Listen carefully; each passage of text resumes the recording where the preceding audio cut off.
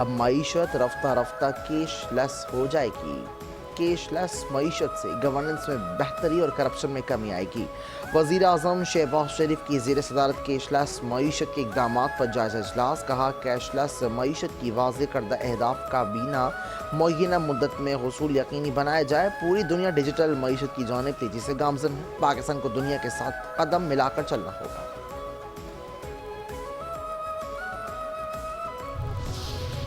Brazil میں کاپ 30 conference میں صوبہ پنجاب کی طرف سے پاکستان پویلین قائم۔ کانفرنس میں دنیا بھر سے ممالک نے اپنی پویلینز قائم کیے۔ پاکستان پویلین کا عنوان from the Indus to the Amazon رکھا گیا ہے۔ پویلین میں ستھرا پنجاب سمیت پنجاب حکومت کے دوران 1.5 سال کے اقدامات کو اجاگر کیا گیا۔ پاکستانی پویلین حاضرین کی دلچسپی کا مرکز بن گیا۔ پویلین کو قومی پرچم کے رنگوں سے آراستہ کیا گیا۔ وزیر اعلیٰ پنجاب مریم نواز پاکستان پویلین کا باضابطہ افتتاح کریں گی۔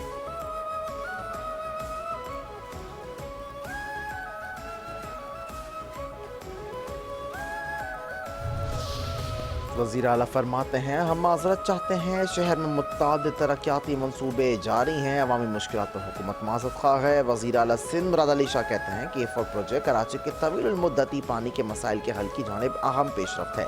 کراچی کے عوام کو صاف اور وافر مقدار میں پانی کی فراہمی سندھ حکومت کی ترجیح ہے۔ کام کے دوران شہریوں کو پیش آنے والی مشکلات عارضی ہیں، نتائج دیر پا ہوں گے۔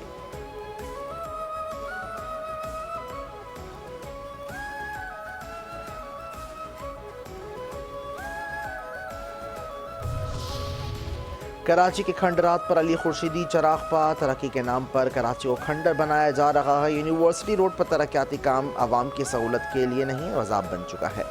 سندھ اسمبلی میں اپوزیشن لیڈر علی خورشیدی کہتے ہیں پہلے ریڈ لائن پروجیکٹ نے شہریوں کی زندگی جیرن کر رکھی، اب پانی کی لائن کی کھدائی نے مشکلات دگنی کر دی ہیں۔ ٹریفک پلان کے بغیر سڑکیں بند کرنا ناقابل معافی جرم ہے۔ عوامی نمائندوں کو اعتماد میں لیے بغیر فیصلے غیر جمہوری اور شہری دشمنی ہیں۔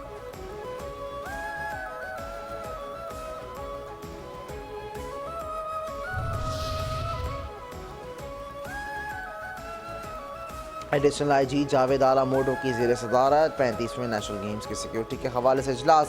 D I Gs special branch کے افسران کی شرکت۔ کھیلوں کے مقامات اور اعتراف میں سیکیورٹی کے سخت اقدامات۔ ایڈیشنل آئی جی نے کہا پولیس قومی ایونٹس میں پیشہ ورانہ صلاحیتوں کے ساتھ امن قائم رکھے۔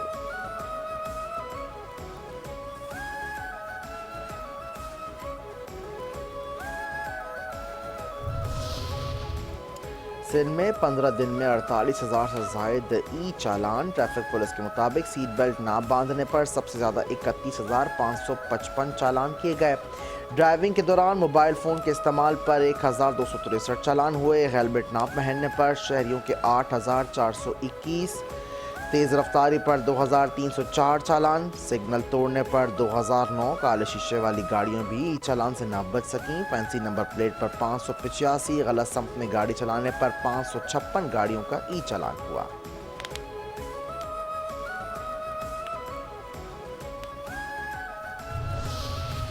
قابض بھارتی غنڈے پھر مظلوم کشمیریوں پر چڑھ دوڑے۔ بھارتی فورسز نے بے گناہ کشمیریوں کے خلاف ظالمانہ سرچ آپریشن شروع کر دیے۔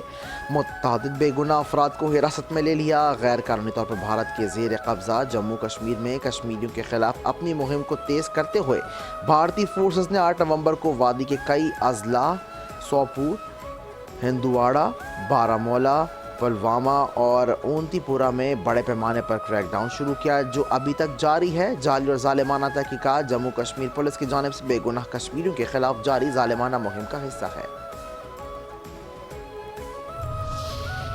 بدنیت، بددیانت اور الیکشن چور مودی۔ بھارت میں اپنی آمریت مسلط رکھنے کے لیے مفاد پرست مودی نے انتخابی شفافیت کا تصور دفن کر دیا۔ بہار انتخابات کے پہلے مرحلے کے دوران مقامی افراد نے مودی کی انتخابی دھاندلی اور بے ضابطگیوں کا پردہ چاک کر دیا ہے۔ بہار کے مقامی ووٹرز کا کہنا ہے کہ ووٹنگ بوتھ پر پہنچنے سے پہلے ہی ہمارے نام سے ووٹ ڈالے جا چکے تھے۔ کانگریس کے مطابق بہار کے مقامی ووٹرز کو پیسے کا لالچ دے کر مودی نے آزادانہ انتخابات کی دھجیاں اڑا دیں۔ مودی کی جانب سے ہر ووٹر سے 15 لاکھ روپے کے عوض ووٹ خریدا گیا۔ بھارتی جریدے نیشنل ہیلتھ کے مطابق بہار انتخابات کے پہلے مرحلے کے دوران متعدد جگہوں پر تشدد کے واقعات رپورٹ ہوئے۔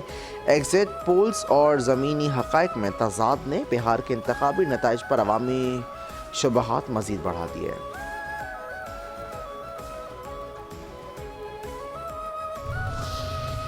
مسجد تو بنا دی شب بھر میں کچھ فوجی شیر جوانوں نے۔ پاک فوج کی جانب سے ضلع باجوڑ سلیمان خیل میں سب سے بڑی جامع مسجد کی تعمیر اور تزئین مکمل، مقامی افراد کا بھرپور اظہار تشکر۔ جامع مسجد کو دہشت گردوں نے شہید کر دیا تھا، ایف سی نے مسجد کو دوبارہ مرمت اور تزئین مکمل کر لی۔ مسجد کے اندر قالین، انورٹر، پنکھے اور سولر سسٹم سمیت تمام اشیاء دوبارہ نصب کی گئی ہیں۔ ذرائع کے مطابق مسجد کی بحالی کے بعد تمام تر ضروری سہولت فعال کر دی گئی۔ مقامی عوام کا کہنا ہے کہ باجوڑ سلیمان خیل کی تاریخی مسجد ہے جو فتح الخوارج کے حملے سے متاثر تھی۔ دہشت گردوں کے حملے میں مسجد کا سولر سسٹم، دروازے اور کھڑکیاں وغیرہ تباہ، عمارت کو شدید نقصان ہوا تھا۔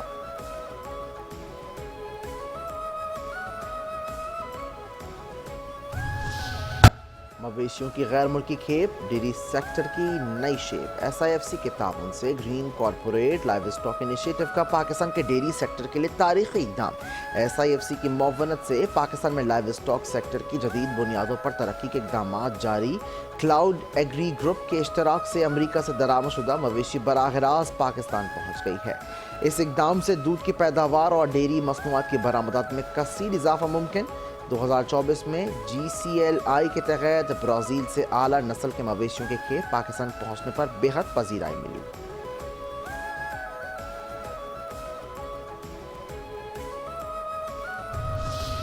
اب آئی ٹی کی روشنی پہنچے گی کشمیر۔ ایس سی او ویژن 2025 کے تحت آزاد جموں کشمیر جدید آئی ٹی دور کا آغاز۔ یونیورسٹی آف کوٹلی میں سافٹ ویئر ٹیکنالوجی پارک، تحصیل سہنسا میں فری لانسنگ ہب اور کوٹلی جیل میں نوعمر قیدیوں کے لیے آئی ٹی لیب کا باضابطہ افتتاح۔ کوٹلی میں قائم سافٹ ویئر ٹیکنالوجی پارک پہلے ہی سیکٹر اور سینکڑوں نوجوانوں کو تربیت اور روزگار فراہم کر چکا۔ سپرنٹینڈنٹ جیل کوٹلی کے مطابق آئی ٹی لیب کا مقصد نوعمر قیدیوں کو بحال اور تربیت کے لیے الگ ماحول فراہم کرنا ہے۔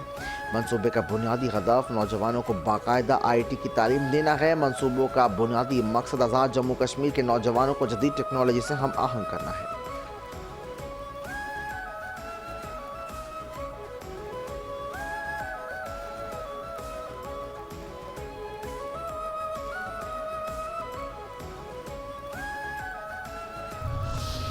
ملک بھر میں سونے کی قیمت کو پھر پر لگ گئے، فی تولہ سونا 7,400 روپے مہنگا۔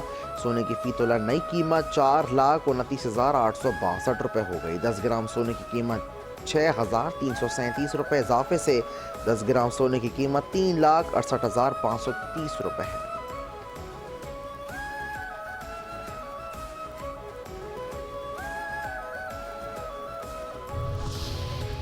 ٹرمپ نے نکالے بائیڈن دور اقتدار میں کیڑے۔ ڈونلڈ ٹرمپ نے جو بائیڈن کو امریکی تاریخ کا بدترین صدر قرار دے دیا ہے۔ کہا جو بائیڈن کرپٹ انتخابات کے ذریعے اقتدار میں آئے۔ بائیڈن کے افغانستان میں پسپائی ذلت آمیز واقعات میں سے ایک ہے۔ بائیڈن کے فیصلے سے 13 امریکی فوجی ہلاک اور متعدد زخمی ہوئے۔ بائیڈن کی کمزوری دیکھ کر روس یوکرین پر حملہ آور ہوا۔ بائیڈن کے دور میں ہی حماس نے 7 اکتوبر کو اسرائیل پر حملہ کیا۔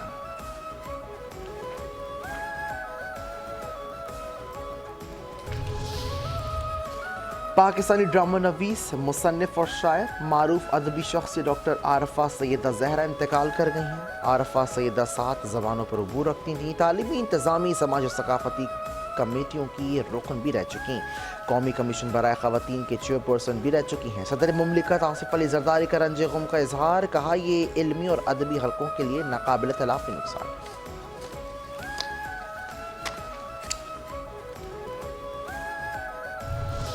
اور پاکستان اور سری لنکا کے درمیان 3 ون ڈے میچز پر مشتمل سیریز کا آغاز آج سے ہوگا۔ دونوں ٹیموں کا اسلام آباد میں پڑاؤ۔ پاکستانی ٹیم نے آج آرام کیا۔